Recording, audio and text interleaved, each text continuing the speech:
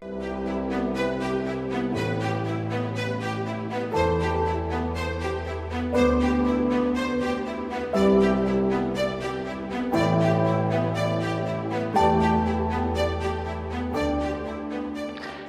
welcome to this week's lesson. I'm Brian Vermeer. We're beginning a new unit today on the subject of mentoring. And for the next several weeks, we're going to be looking at examples of mentors in the Bible, people who helped other people. When we think of a mentor oftentimes we think of as maybe a teacher, but a mentor really is anyone whom you look up to, anyone whose advice you respect, or anyone that you may go to when you have a problem. All of us have mentors. We all have people that are that way for us, people that we go to when we need advice or information, people whose opinions we value. And believe it or not, we are probably, I would venture to say, all of us are mentors to someone. I remember once in high school, one of my teachers told us that no matter who we were, no matter, every student, that she was talking to, said, you all have someone, probably a younger student, who looks up to you. Each one of you has someone who says, when I get older, I want to be like that person.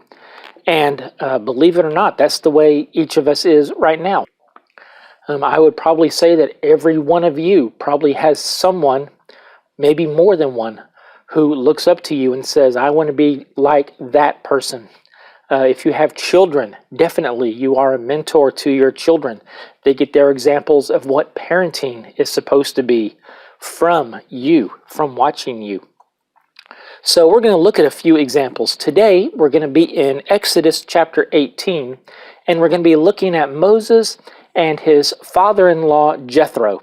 Now, this Jethro is the father of Moses' wife, Zipporah. He was from the land of Midian near Mount Sinai, and Moses has brought the Israelites down to Mount Sinai, where he will receive the Ten Commandments, where he'll receive the law. He has not gone up the mountain yet, and this is where he was when he saw the burning bush. This is where he was when he met his wife.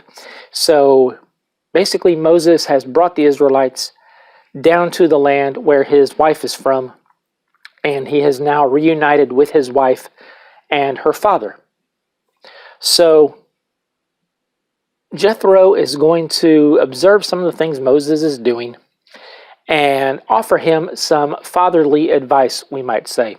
So let's take a look at verses 9 through 11 and see what Jethro thought of the way Moses was doing things. It says, Jethro rejoiced over all the good things the Lord had done for Israel when he rescued them from the power of the Egyptians. Blessed be the Lord, Jethro exclaimed, who rescued you from the power of Egypt and from the power of Pharaoh. He has rescued the people from under the power of Egypt.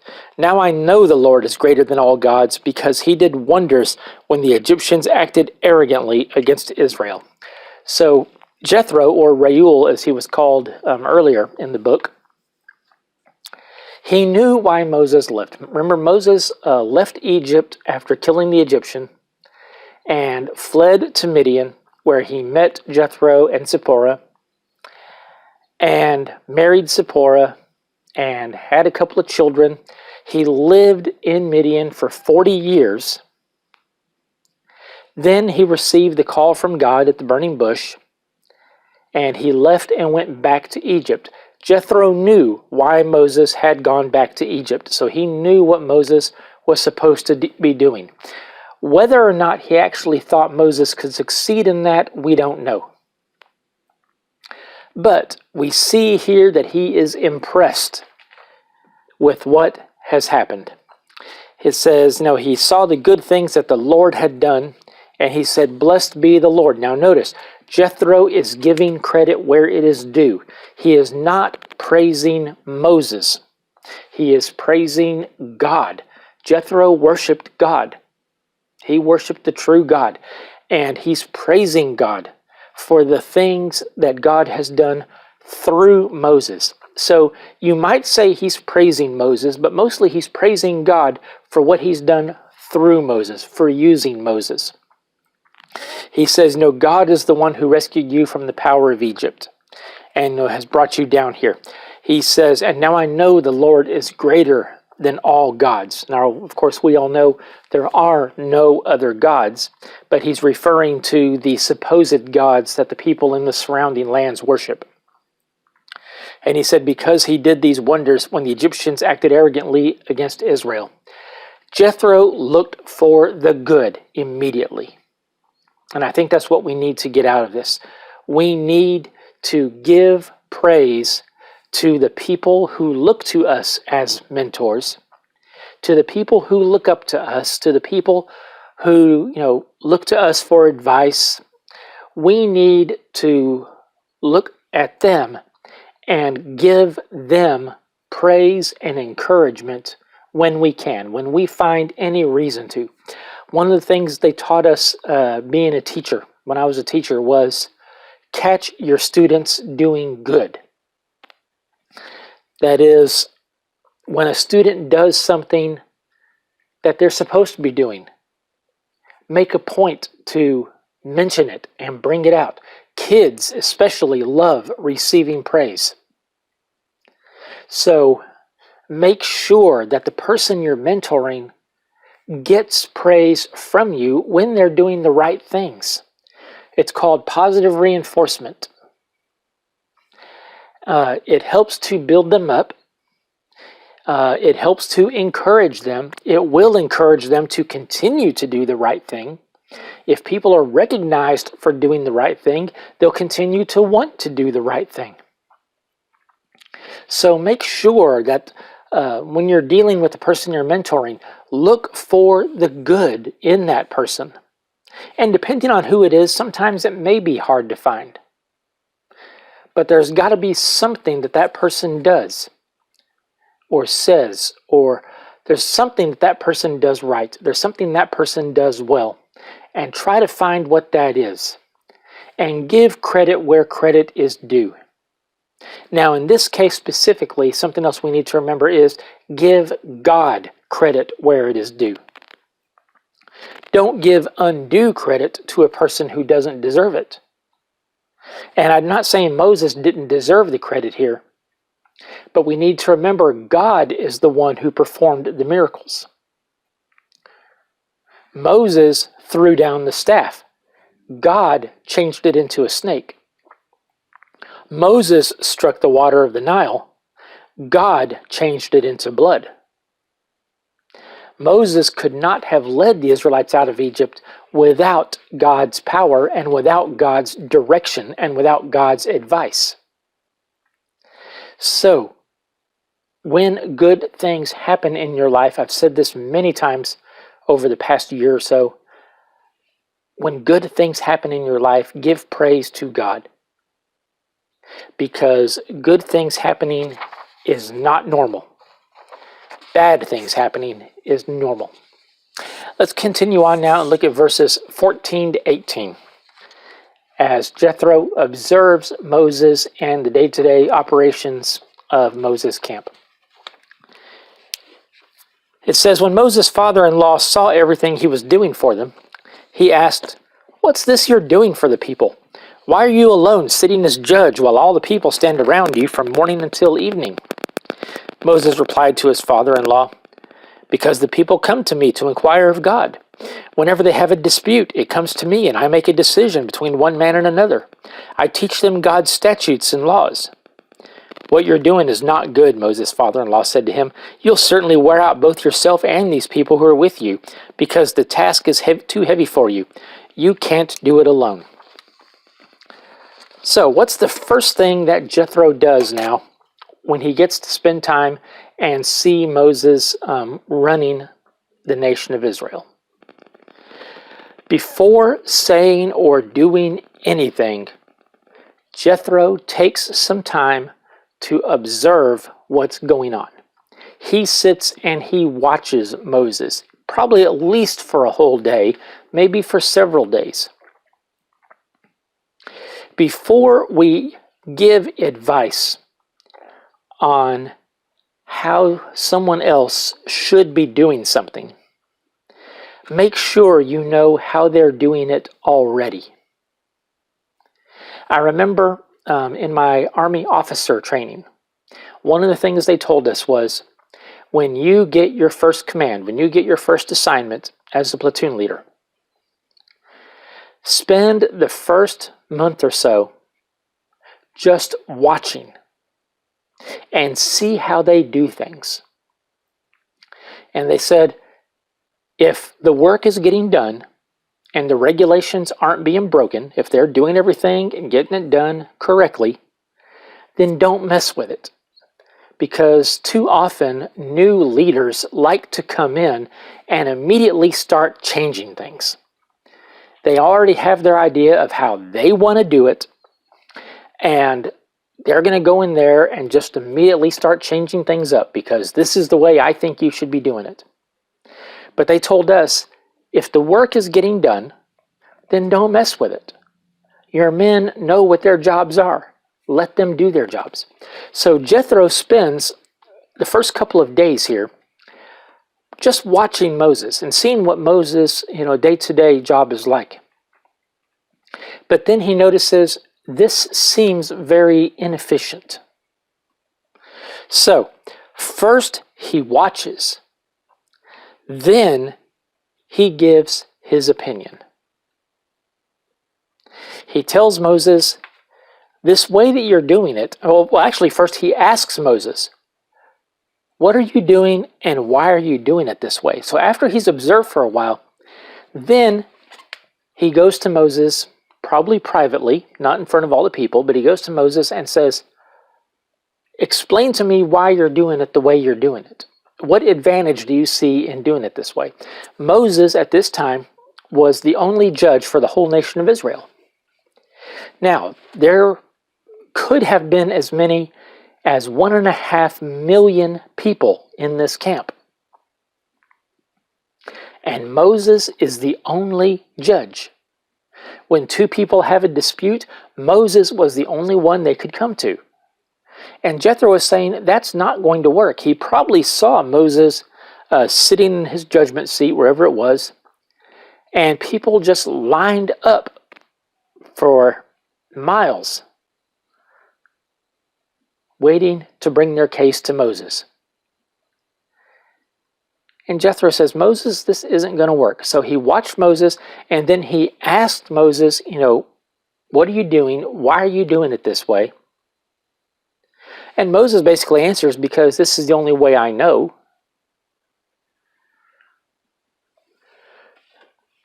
Then Jethro offers his advice. Don't offer advice unwarranted. A good way to be a mentor is to be there, to observe what's going on. If you see something that's inefficient, before immediately stepping in to change it or to fix it the way you think it ought to be, find out why. Find out why it's going that way. Don't make the other person feel completely invalidated or wrong because of what they're doing. They may not know any other way. To them, this may seem like this is the right way to do it. And then let them ask you, do you know of a better way? Can you help me think of a better way? Moses probably didn't even know the problem here. Jethro mentions the problem to him. He says, you're going to wear out yourself, you're going to wear out the people. This is too big of a job for you to do by yourself, is what Jethro is telling Moses. So what advice does Jethro give Moses? Let's look at verses 19 to 21. Jethro says, now listen to me. I'll give you some advice, and God be with you. You be the one to represent the people before God and bring their cases to him. Instruct them about the statutes and laws, and teach them the way to live and what they must do. But you should select from all the people able men, God-fearing, trustworthy, and hating dishonest profit. Place them over the people as commanders of thousands, hundreds, fifties, and tens. Jethro says, Moses, you have got to delegate some of your authority. You can't do this all by yourself. You've got to get some people to help you. Now notice, he starts off by saying, let me give you some advice and then God be with you. So what he's telling you is, he's not telling Moses, this is the way you need to do it. He's not telling Moses, you have to do it this way. He says, Moses, let me tell you what I think a better way might be. And then you decide for yourself the way you think it needs to be done. A good mentor offers advice, but lets the other one ultimately make the decision. Don't just go up to someone and say, you're wrong for doing it that way. Say, I've been watching you for a while, and I've seen how you've been doing this, and I think I know a way that you might be able to do this a little easier or a little better. Let me tell you about it. And then you can decide, if you want to do it or not. That way, you're not just making them think that they're worthless for the way they did it, but you're letting them be the one to make the decision. So he says, you represent the people before God, because you're obviously, the prophet, you're God's, spokesman. In other words, Moses, you handle the important cases, the big ones. But for the smaller cases, delegate your authority to lower people. In other words, appoint some lower judges. And he says, appoint some men over thousands, hundreds, fifties, and tens. So you've got your whole camp here. Have a person in charge of this block, and then have another person who's in charge of this larger section, and then have another person in charge of this larger section. And that way, if someone has a problem, they first go to this first judge. And if they don't like the decision that judge made, then they can go to the next higher one and work their way up. And most cases then won't even get to you, is what he's telling Moses. You won't have to deal with the majority of cases. Someone else will decide them for you. Incidentally, something I've kind of noticed here, the way he says put them as commanders of thousands, hundreds, fifties, and tens, it sounds to me like he's starting to make what in the army we called an order of battle. Moses, appoint these people to be squad leaders, these people to be platoon leaders, these people to be company commanders, these people to be battalion commanders. And have the people work up the chain of command if they have a problem.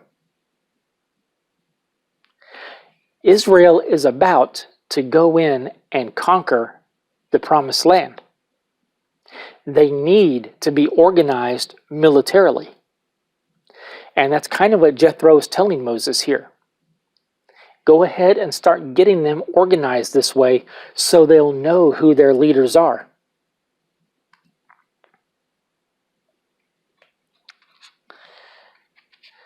And now let's look at what kind of people here he said to pick. He said, make sure you pick able men, God-fearing men. That is, people who worship God, people who are faithful to God, who are going to make decisions based on God's will. He says, pick trustworthy men, people you can trust to do the right thing, people you can trust to make the right decision, and hating dishonest profit.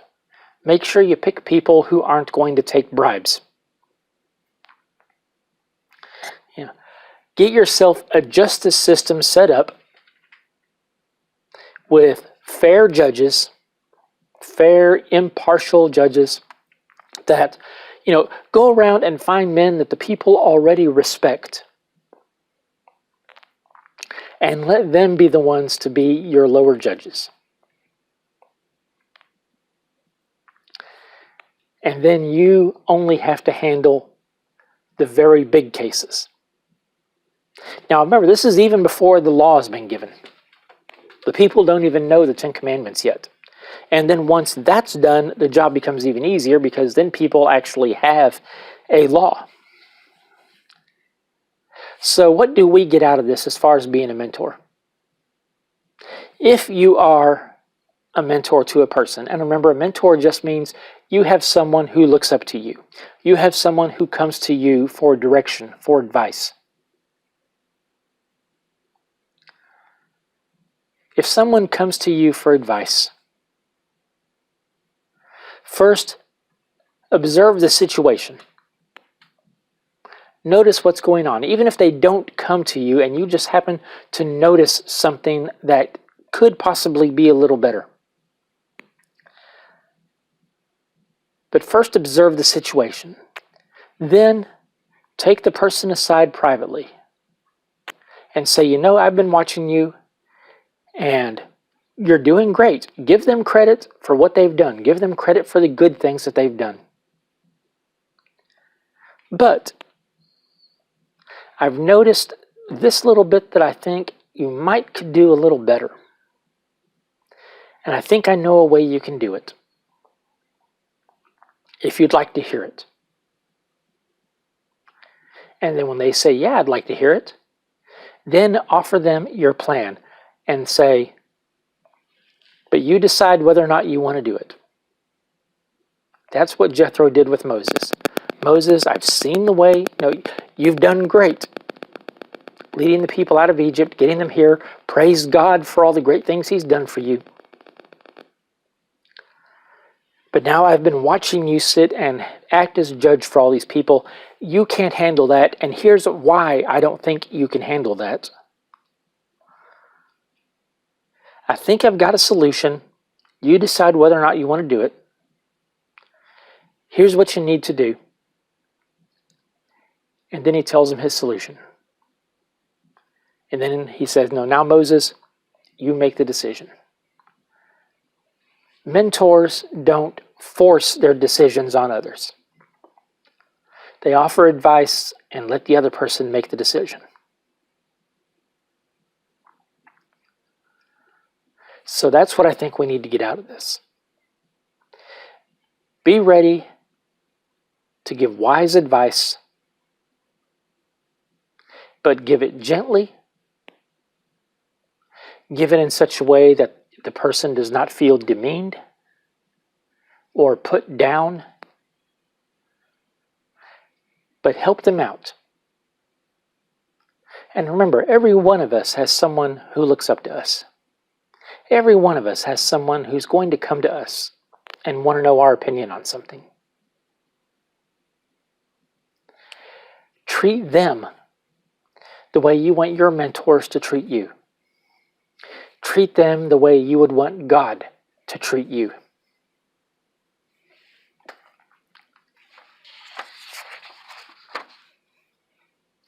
Next week, we're going to be looking at Moses passing the baton onto his successor, Joshua. So, hope to see you again. If you enjoy these videos, please like, subscribe. If you can, go to the Patreon page and donate. Thank you. I'll see you next week.